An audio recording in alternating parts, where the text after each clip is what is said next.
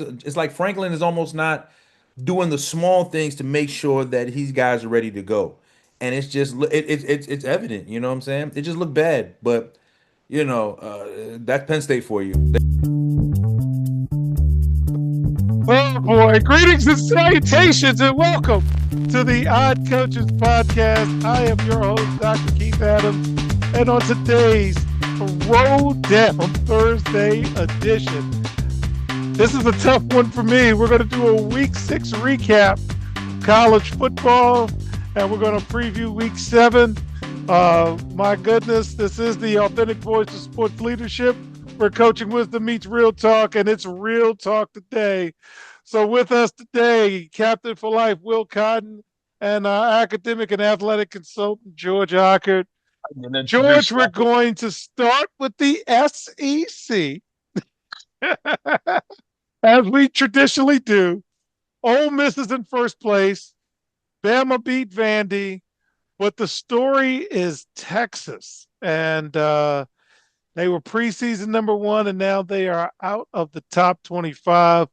Any thoughts about the SEC first, George?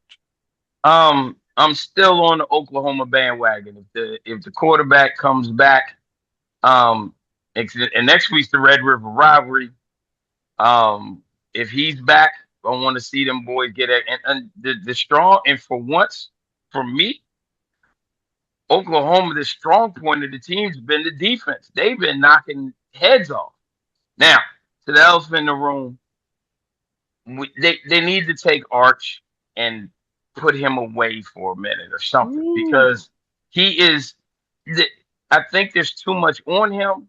There was too much media, too many things were placed on him, and right now, Arch don't have enough time to even set his feet, because if you watch last game, Florida was in the backfield on him right after the snap. I mean, I think he got sacked like 7 times. It was ugly, and he still almost got him back to where they could had a chance to win the game. So there's too much on this kid. I think he's been overwhelmed. I think he's going to be. I actually be glad they fell out the top 25, because that pressure is not on him now, and to see what's going on. Of course, they're going to be talking about he's not the kid. He's not the quarterback we thought he was. I don't think the kid's had a chance. I don't think the kid really had a chance. He was adorned before he even before he took a legitimate snap. So get a kid a chance. I think, give him a year. I think he might come back next year and be a whole different quarterback. But this year, yeah, it's been uphill sledding for them. But they have not performed as a team, because as bad as you want to put everything on Arch, Texas defense has been terrible.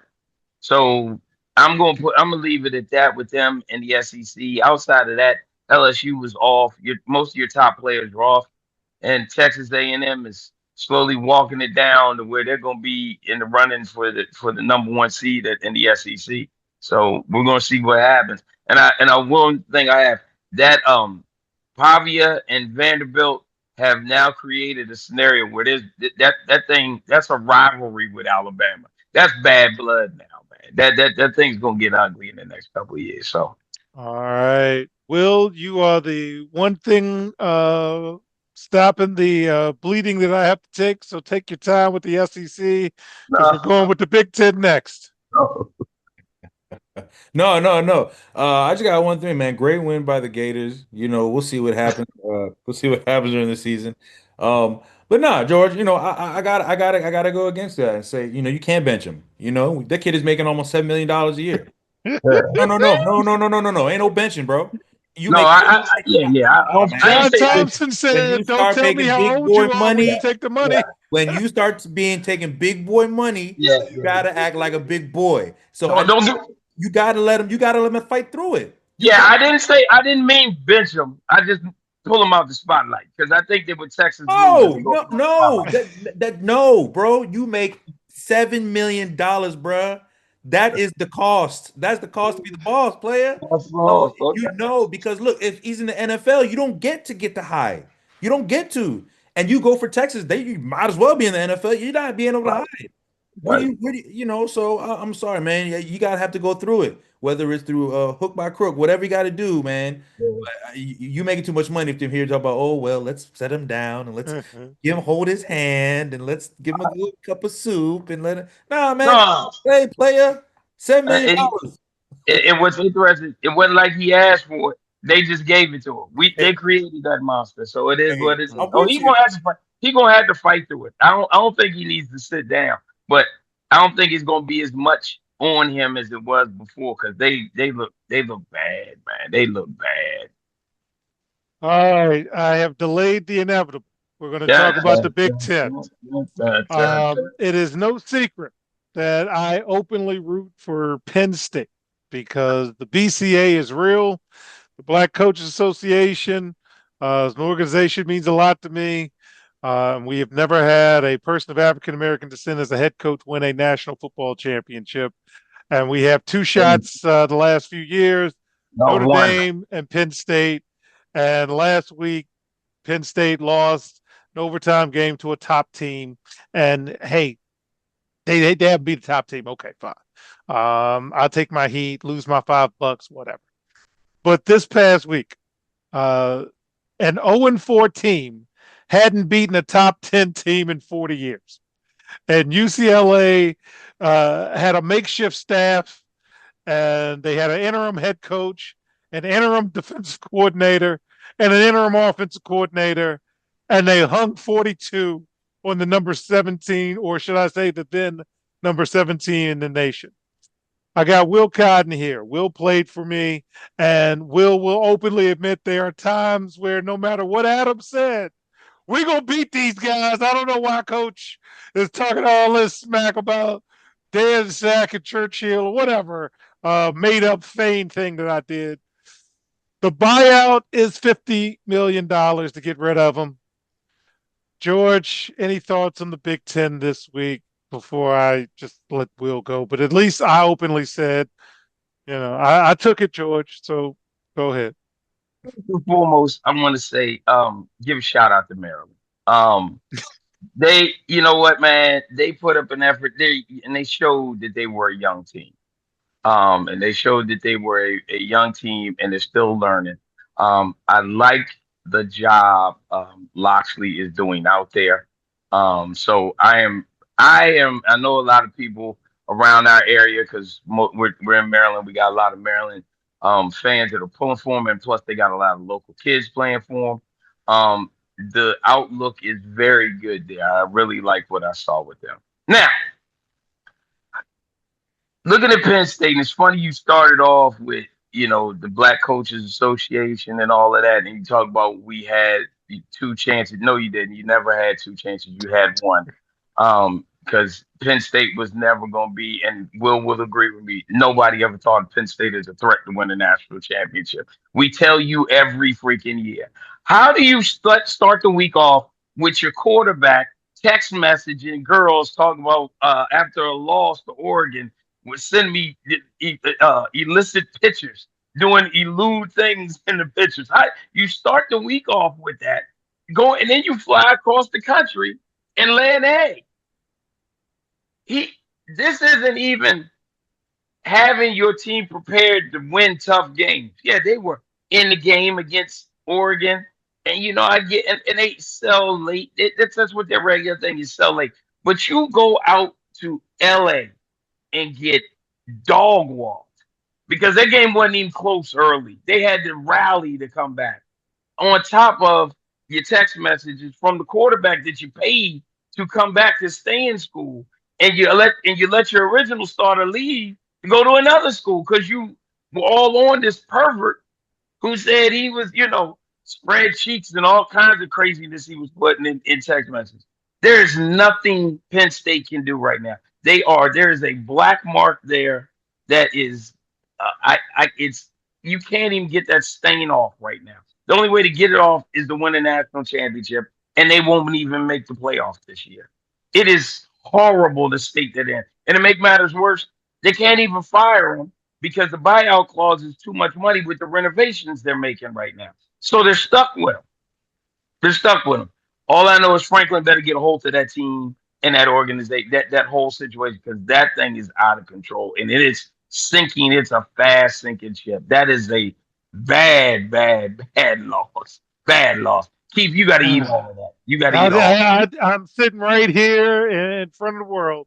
We tell you Well, every year. Tell every you year every you year. tell me, and every year Mike Francis, my tag team partner, said sun rises in the east.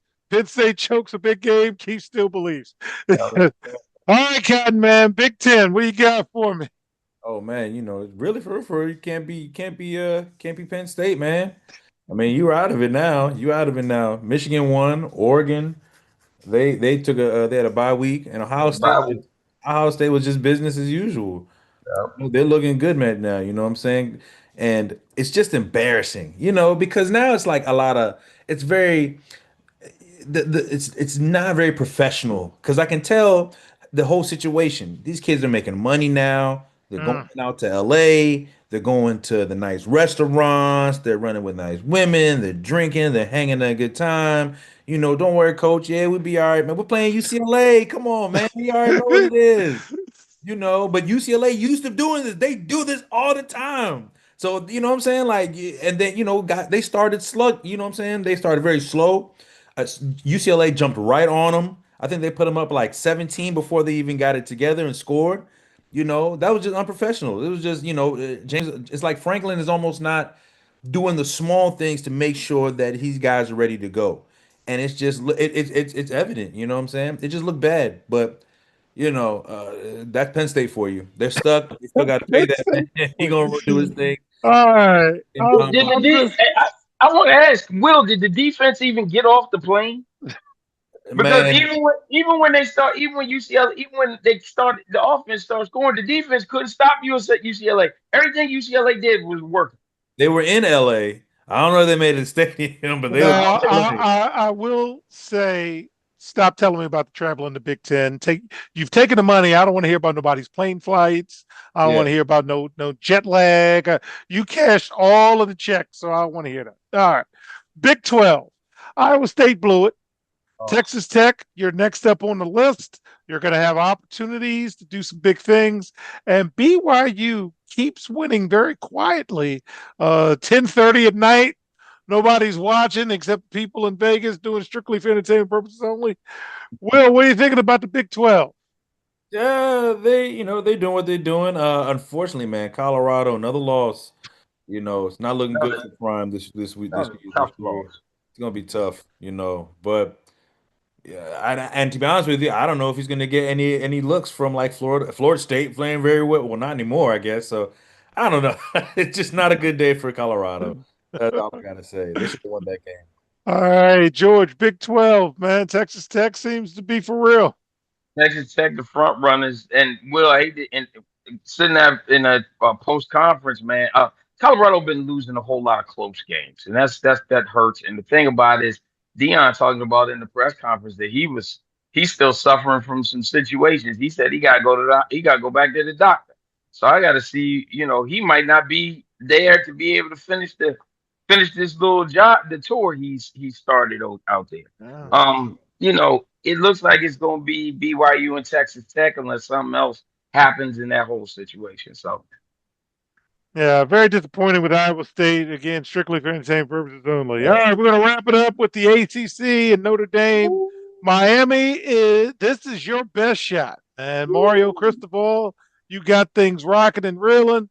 You got them going. Hey, go UVA. Keep winning games, even though I didn't expect you to win that one. And looky here. Notre Dame is quietly creeping up the standings, and they are playing nobody the rest of the year. They might just do it. George, what are you thinking about the ACC, sir? Hurricanes might be the best team in the country. There's a good argument for that right there. They might be the best team in the country. And don't sleep. We got, UVA and Georgia Tech could be playing their way into being in that 12-man team. Could be. So we'll see. I mean, hey, one of them could come out of there. So thing that hurt Florida State, but I think the best two teams in ACC were Florida State and Miami. thing that hurt Florida State is they lost to UVA and then losing to Miami because they're in the same conference, so they both can't be in the ACC championship. So that's where they stand right now. But Miami's for real. Codman, any thoughts? ACC, Notre Dame. Oh man, they paid a lot of money Bill Belichick to get his butt kicked every week. Oh God, did they? Oh. I already forgot about them. Darn, you are so right. They Yeah. pay for his girlfriend.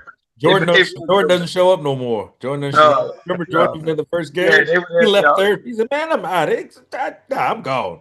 It wasn't just him. The fans left in the second quarter. They all And the that is a stadium was beautiful place to watch a game. I have been to Keene Stadium to see a football game. Two of the CKA interns go to the University of North Carolina. So I like Chapel Hill. They got a nice little biscuit spot down there. And yeah, it's pretty bad there. So yeah, good luck, because I forgot all about that one. So in segment 2, we're gonna go group of 5, 6, talk about all the teams that y'all need to pay attention to. We'll be right back on the Coaches Podcast. Hi, everyone. Dr. Keith Adams here. And for over 30 years, I've dedicated my life to helping student athletes succeed, not just on the fields and the courts, but in the classroom and beyond. And that's why I founded the CKA Save Project. The CKA Save Project understands that finding the balance between academics and athletics is crucial for long-term success. That's why the CKA Save Project offers a range of programs, including personalized consulting, mentorship, and coming in 2027, our innovative Gap Year Basketball Academy designed to assist both young men and women reach their full potential both on and off the court. I'm incredibly excited to announce that the CK Save Project is now partnering with the Cascade Sports Network. This partnership will allow us the opportunity to amplify our message and reach even more student athletes through the Odd Coaches Podcast and other exciting initiatives. Join the CKA Save Project and the Cascade Sports Network as we empower the next generation of student athletes.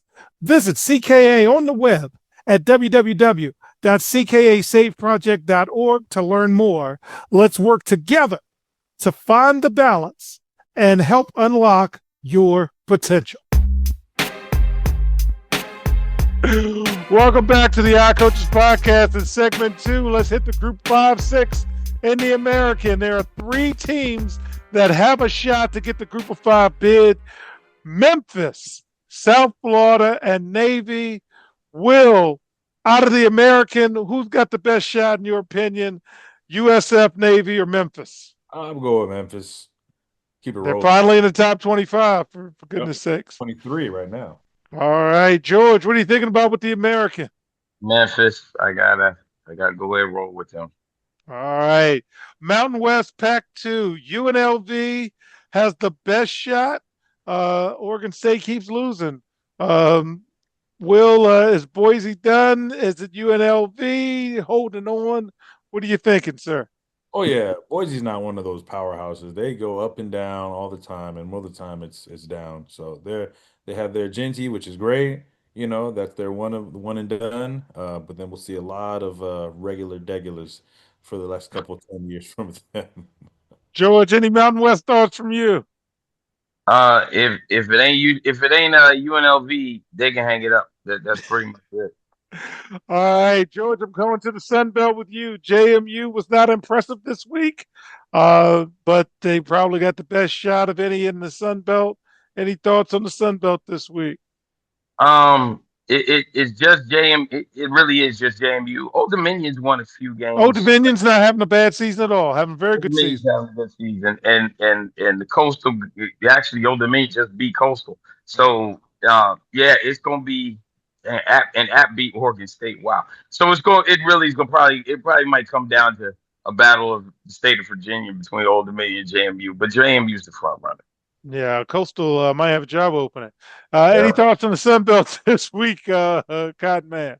Oh yeah, James Madden. JMU could have been a little better. Georgia State was able to cover, which is traditionally that's supposed to be a good win for them. Old Dominion definitely still killing right now. They got the little momentum going. Uh, but yeah, well, that's about it. Nothing All really. right. Conference USA, gentlemen, they're playing for bowls. Will, anything on CUSA? Nah, not They're really. playing for bowls. George, anything from CUSA? How many more close games can Delaware lose? Ah, yes. That, And I that, need Delaware to that, win 5 games. And uh, Delaware keeps losing games at the end, so they got to get over that one. So all right. Maction, midweek football starts this week, so we'll be seeing them on Tuesdays and Wednesdays for the next few weeks. Buffalo's having a good season, Cotton. I know you got family that goes up there, but they're just playing for bowls. Any Maction talk for you, Cotton?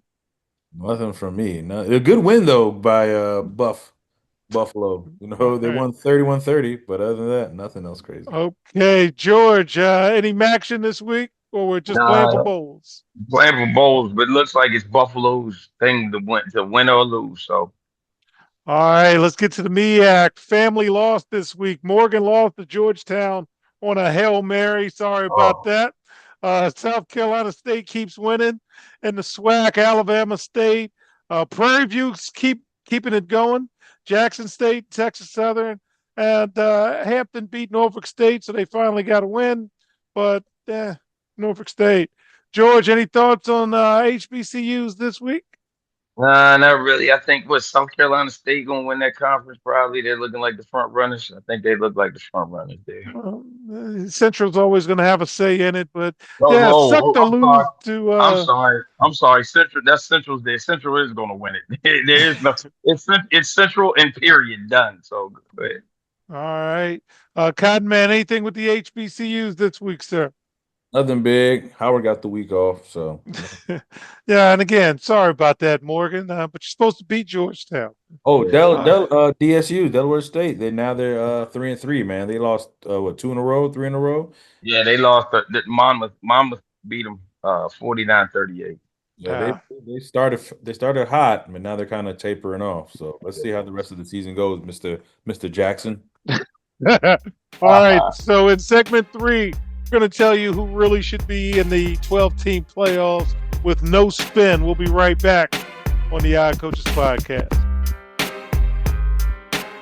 Today's student athletes face pro level challenges without pro level support.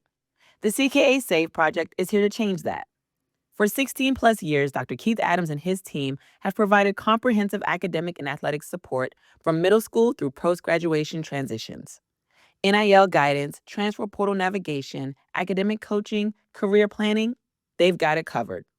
The CKA SAVE project. When your future is on the line, experience matters. Learn more at www.ckasaveproject.org.